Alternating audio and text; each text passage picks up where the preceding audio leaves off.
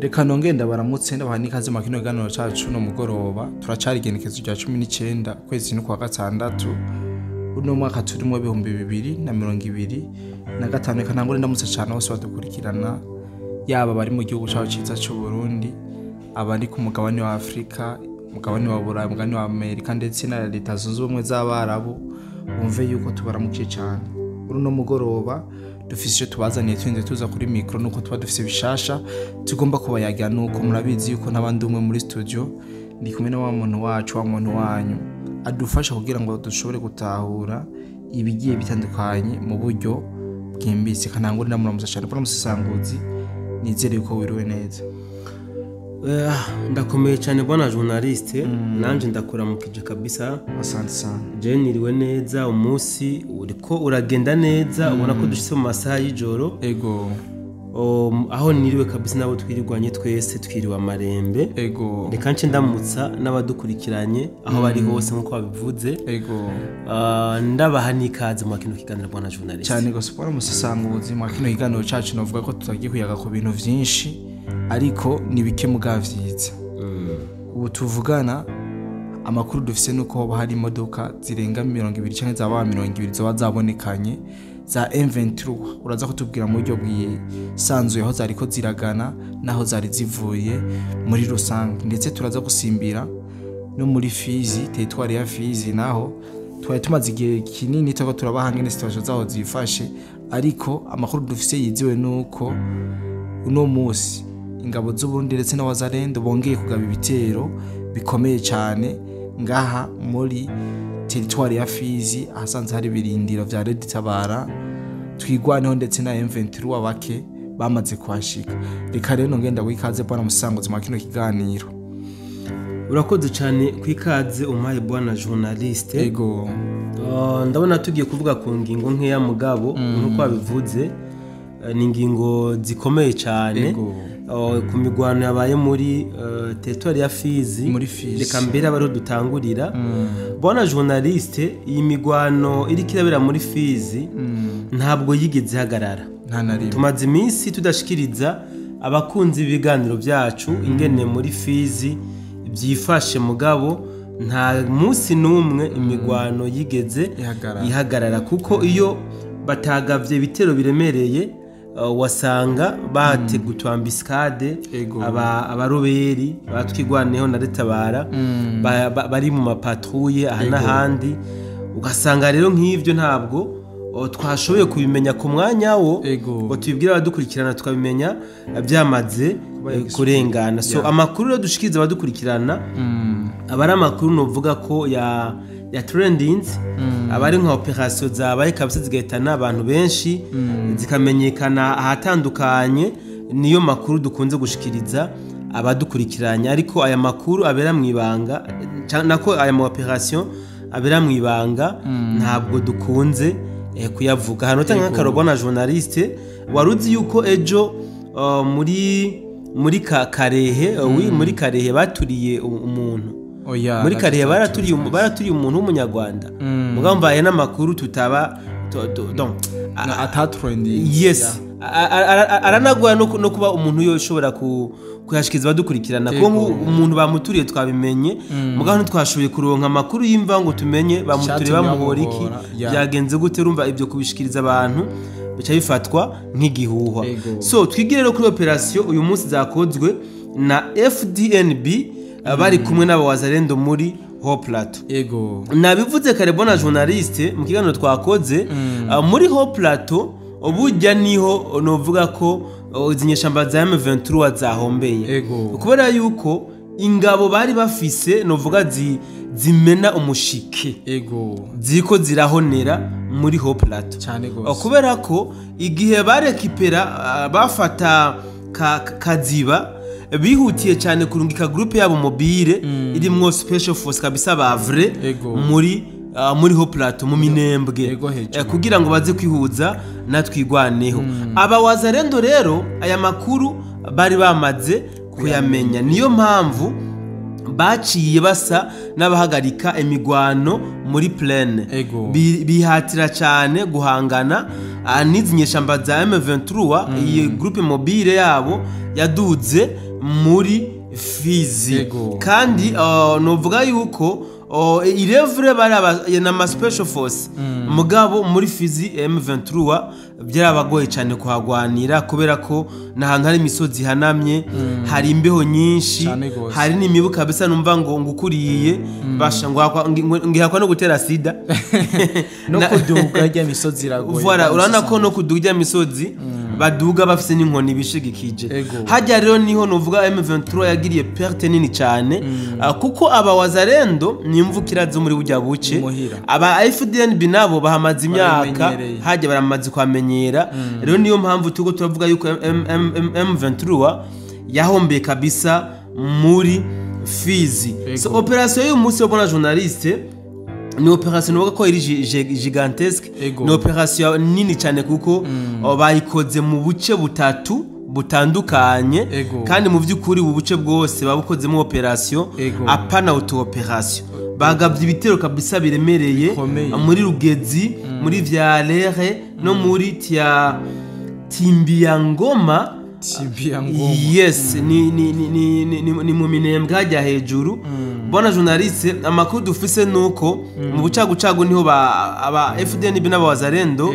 bashoboye gutanguza imigwano muri buno buce rero aho bakoresheje bona journaliste ibiturika by'inguvu cyane n'inkozi remereye nizo bashoboye kuguruza aya ma operation rero novuga ko wanashaka aba twigwaneho na Red Tabara hamwe na M23 bari basa n'abamaze kwijajara kuko ntibari baherutse kwakira ibitero biremereye nk'ivyo bakiriye uyu munsi rero mandi majambo izi operation z'uyu munsi zisa zabatunguye kuko baje bari bamaze iminsi mu gahengwe batari banaziteze rero bashoboye kuhatakariza ibikoresho bitari bike kandi bona journaliste bahatakarije n'abagwanyi abasirikare batari bake so bivuze ko rero wazarendo ubu twavuga ko wazarendo ari imwe uravye aba wazarendo buzuye muri Karehe abuzuye muri Kabare abamaze kwinjira mu gisagara cha Bukavu abari za Nyangezi za Kazibanyantende hose na Uvira mugabo kumva no muri Fizi hari habariyo bagavye ibindi bitero muri Nord Kivu za Masisi na Warikare bashoboye kudefend ibitero bagabwe ko n'izinyeshamba za M23 urumva ko bona journaliste baramaze kujijuka abawazande ntibakiri babandi baramaze gutahura yuko nako baramaze gutahura akamaro k'igihugu ntibakiri babandi bapficuka baramaze gutahura akamaro k'igihugu niyo mpamvu izinyeshamba za M23 novuga ko zahinduriwe mukanyisase ku rubuga rw'intambara cyane gose bwana musisanguzi twababwiye ko kino kigano tutagomba kugira kirekira ariko hari amakuru dufise yuko hari imodoka z'aba M23 20 canke zirenga zoba zavuye muri Bukavu zerekeza muri Minova mbega ayo makuru wowe yazi kwiki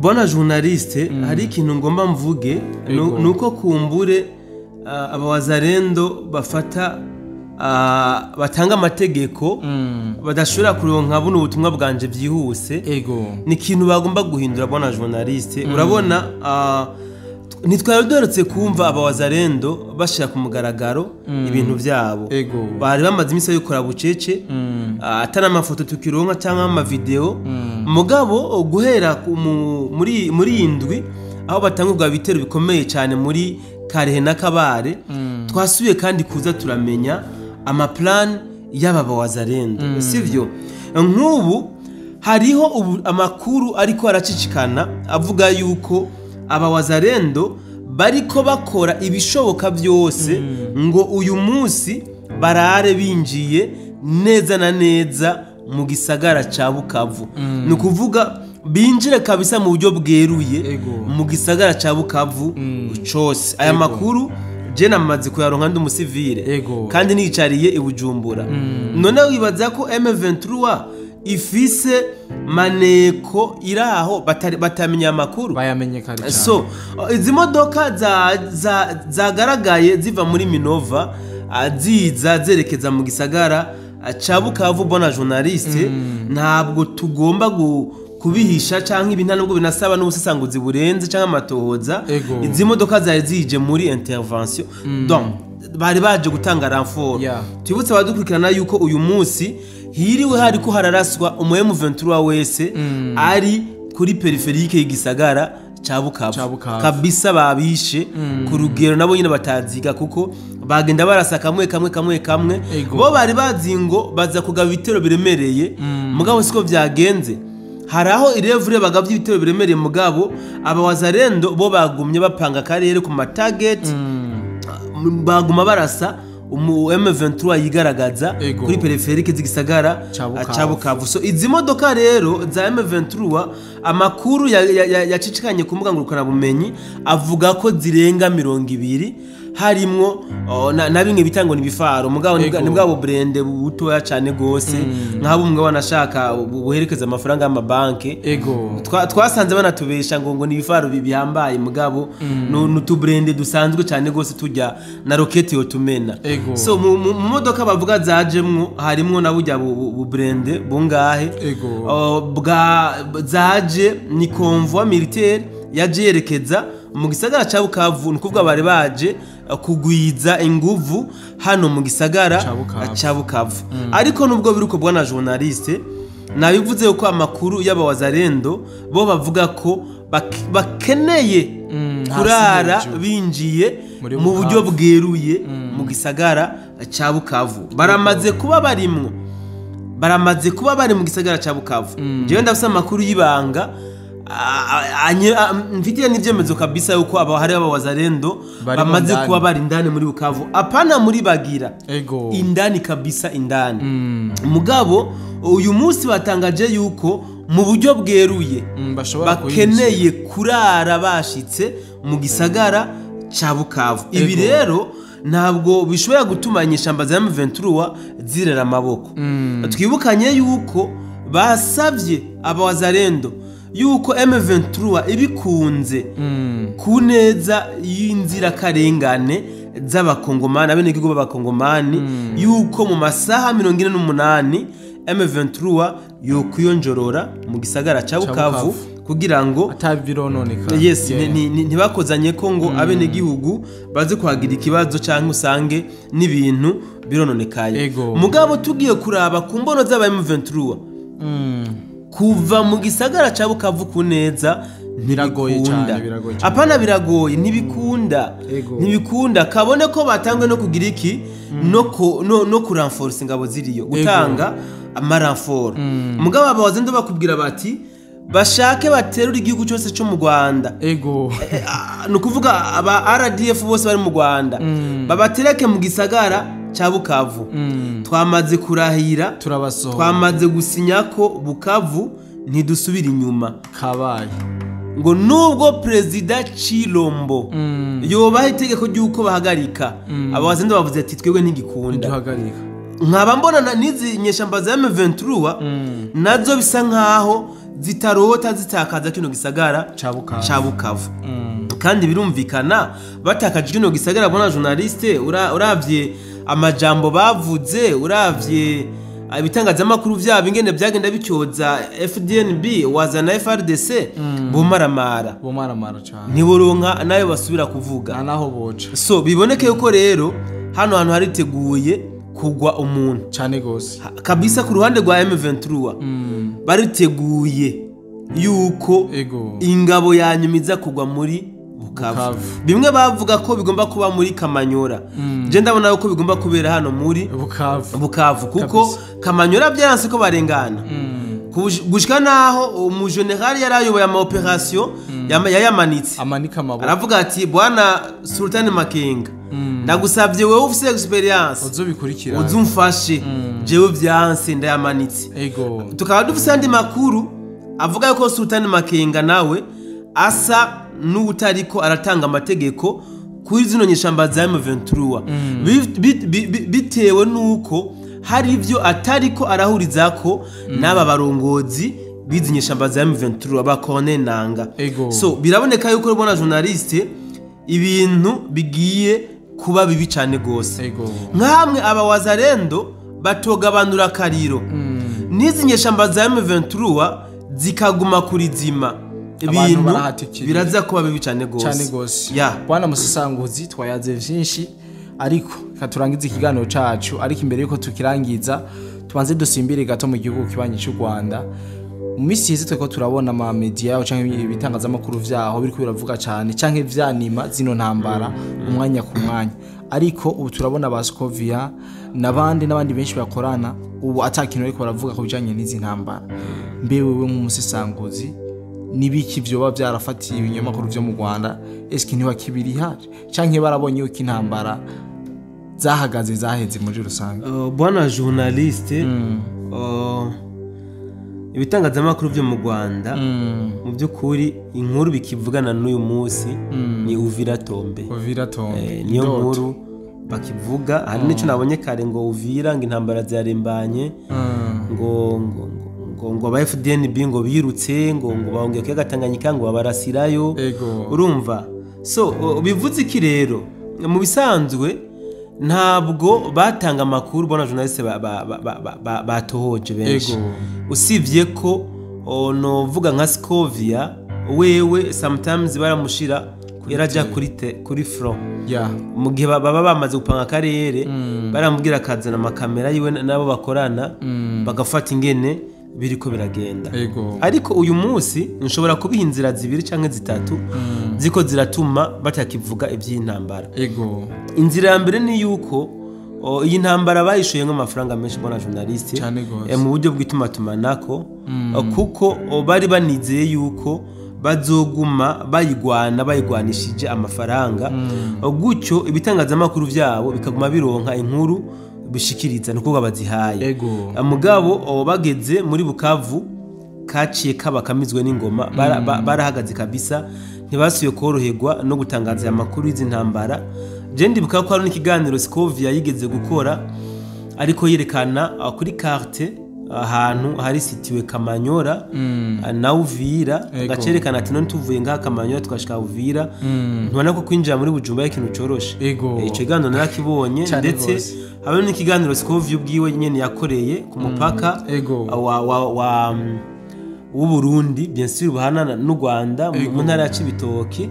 So bivuze ngo baramupangira akarere hama akaza aho rero bigeze bona journaliste birabonekana yuko ntibanakironka n'umwanya wo kumupangira akarere kuko kijya gihe baratera ntibategwa. Ubu rero nabo bariko barategwa ntibagitera.